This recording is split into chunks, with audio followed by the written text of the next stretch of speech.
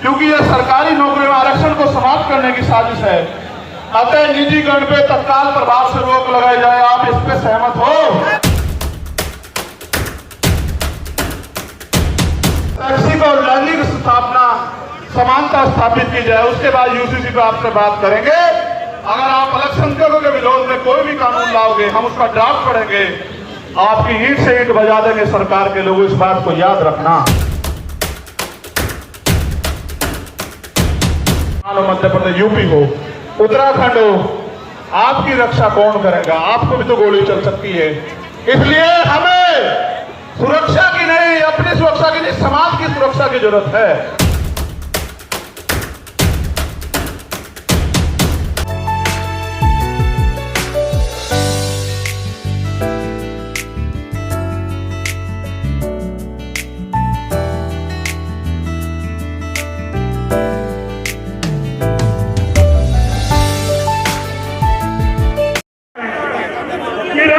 साथियों नमस्कार, मैं संतोष कुमार अम्बेश और आप देख रहे हैं आवाज़ भारत। और इस वक्त मैं हूँ जंतर मंतर पे। जैसा कि मैं दिखा देना चाहता हूँ, जंतर मंतर पे काफ़ी गर्मी है, गर्मी वातावरण का भी है, ऊपर नीला आसमान में। और मैं जंतर मंतर पे भी दिखा देना चाहता हूँ कि यहाँ भी नीले लोग और जंतर मंतर को, पूरे दिल्ली को नीला नीला कर दिया है। वातावरण में गर्मी है और यहाँ पे भी काफ़ी गर्मी है। आज भीम आर्मी का जो 21 जुलाई को आह्वान था पूरे देशवासियों से, आज वहाँ पे पूरा देश यहाँ पे इकट्ठा है जंतर मंतर पे। यहाँ से महज 4 कदमों की दूरी पर संसद भवन है और संसद भवन पे मोदी का जो गढ़ है, या जिसे हम बोलते हैं, यहाँ पे कुछ ही कदमों पे पीएमओ ऑफिस भी है। और उसके जस्ट सामने ये भीम आर्मी आज़ाद समाज पार्टी का ये नज़ारा मैं दिखा देना चाहता हूँ। इतना बड़ा मंच जंतर मंतर पे, ये आज का जो ऐतिहासिक जो प्रोग्राम है, मैं दिखा देना चाहता हूँ। आज मैं वो नज़ारा में दिखा देना चाहता हूँ जंतर मंतर का, कि किस प्रकार से जो भीम आर्मी के जो समर्थक हैं वो यहाँ पे उमड़े हुए हैं। देश के कोने कोने से लोग यहाँ पे आकर के अपने प्रदर्शन, अपने शक्ति प्रदर्शन को यहाँ पे प्रदर्शित कर रहे हैं। जिस प्रकार 28 जून को अटैक होता है, समाज पार्टी के जो राष्ट्रीय अध्यक्ष उनके ऊपर जो अटैक होता है, गोलीकांड होता है, उसको ले करके आज वो जो रोष प्रदर्शन है यहाँ पे मैं दिखा देना चाहता हूँ आवाज़ भारत के माध्यम से।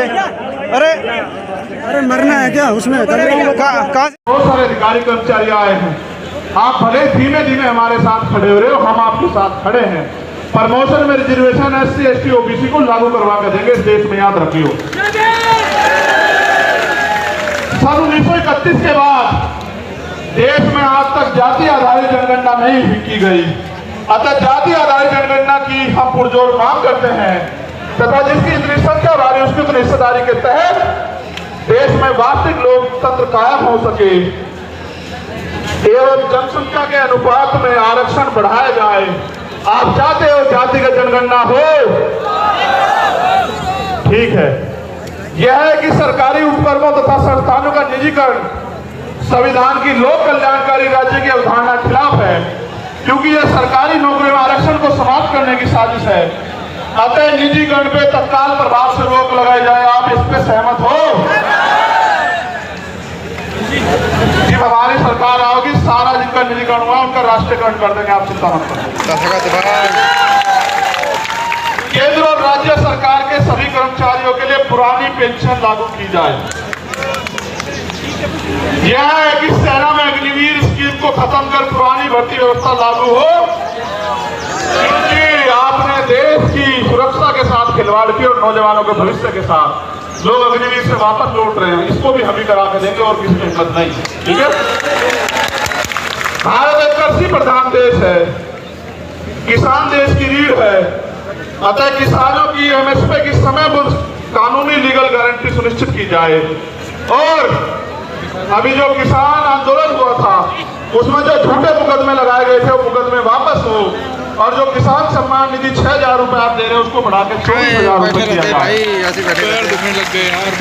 यह है कि संविदा नौकरी में आउटसोर्सिंग भर्ती को तत्काल खत्म किया जाए तथा संविदा में कार्य कर रहे कर्मचारियों को भी नियमित कर्मचारियों का समान वेतन और अन्य सुविधाएं दी जाए। जो सफाई कर्मचारी ने संविदा पिछले 5 वर्षों से अधिक समय से ठेके संविदा पे रखे गए हैं, उनको संवैधानिक आरक्षण का अनुपालन करते हुए नियमित किया जाए। आप इससे सहमत हो? भाई पहले तो ठेकेदारी होनी नहीं चाहिए, मगर जो ठेकेदारी पे है, अगर सरकारी कर्मचारी को 50,000 रुपए मिल रहे तो उसको भी 50,000 रुपए मिले। इस बात पर सहमत हो? चलो ठीक है।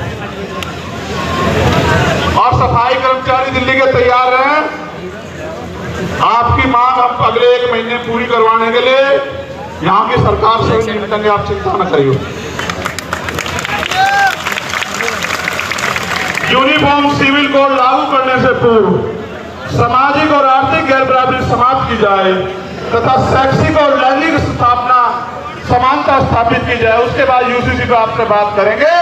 अगर आप अल्पसंख्यकों के विरोध में कोई भी कानून लाओगे, हम उसका ड्राफ्ट पढ़ेंगे, आपकी ईंट से ईंट बजा देंगे सरकार के लोग, इस बात को याद रखना। और भाई आखिरी मांग ये है, मैंने दादा राष्ट्रीय अध्यक्ष जी पढ़ देंगे।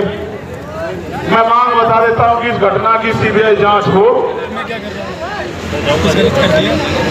और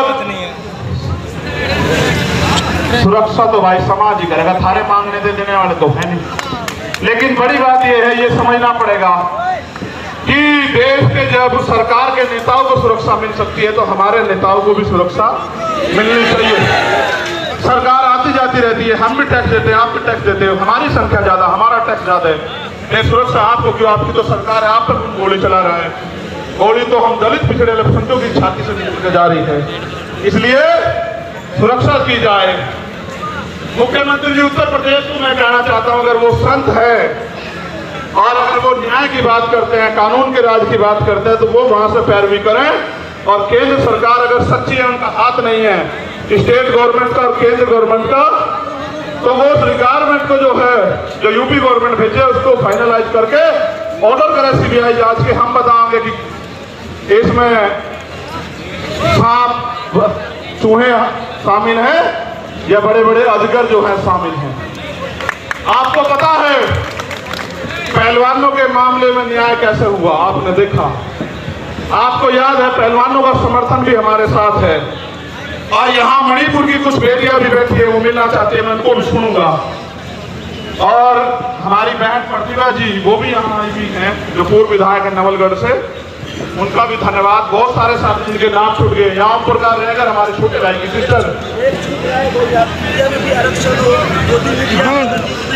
सरकार बना, ठीक है, तो वो भी बिटिया यहाँ आई हुई है। और बहुत सारे हैं जिनके साथ अन्याय अत्याचार हुए, सब लोग आए हुए हैं।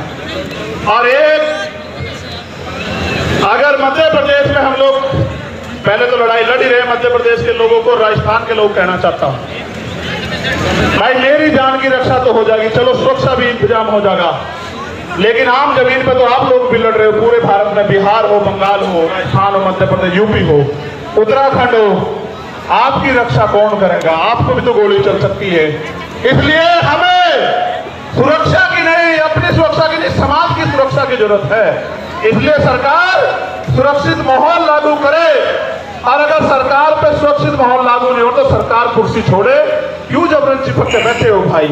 आप मणिपुर को न्याय नहीं दे सकते, आप राजस्थान में न्याय नहीं दे सकते, आप बिहार बंगाल में न्याय नहीं दे सकते, आप दिल्ली में न्याय नहीं दे सकते, आप मध्य प्रदेश में और केंद्र से न्याय दे सकते।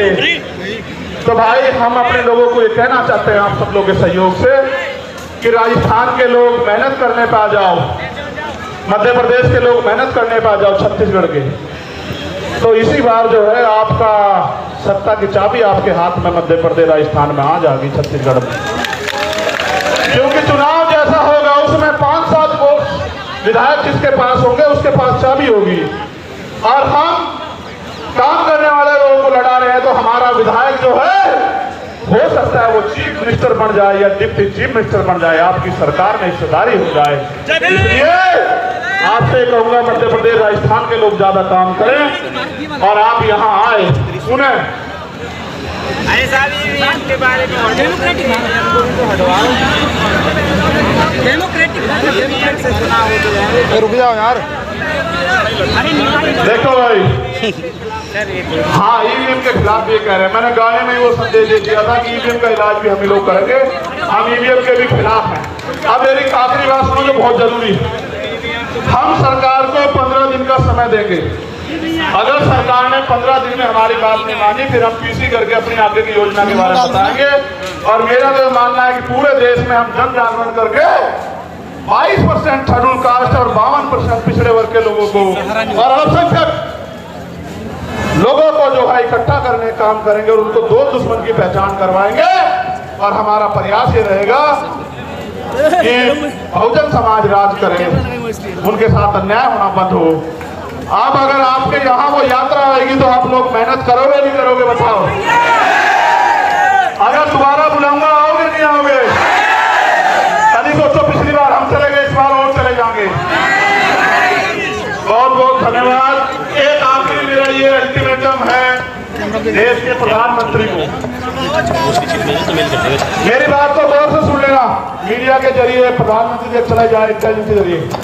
अगर मणिपुर का अन्याय नहीं रुका और मणिपुर के मुख्यमंत्री को नहीं हटाया गया और वहां कानून का राज स्थापित नहीं किया गया तो बहुत जल्द मैं जंतर मंतर पे अनिश्चितकालीन मणिपुर के लिए बैठूंगा। क्योंकि मैं सब कुछ बर्दाश्त कर सकता हूं, लेकिन बाबा साहब अम्बेडकर ने कहा कि किसी भी देश की तरक्की का पैमाना और देश की महिलाएं हैं और हम प्रथम रंग के भारतीय हैं। अगर मणिपुर की बेटियों के साथ अन्याय होगा तो हम मुंह छिपा के घर में नहीं बैठेंगे, इसी जंतर मंतर पे। मैं चाहता आपको रामलीला मैदान भी बुला लेता, पता है इसलिए बुलाया कि जंतर मंतर का इतिहास है। आपने 21 मई को मुझे ताकत दी और ये वो धरती है जहां पहलवान बेटियों पे लाठियां चलाई गई। उस दिन मैं नहीं था कि जख्म का हिसाब करने के लिए मैंने आप लोगों को यहाँ बुलाया। बहुत बहुत धन्यवाद। जय भीम,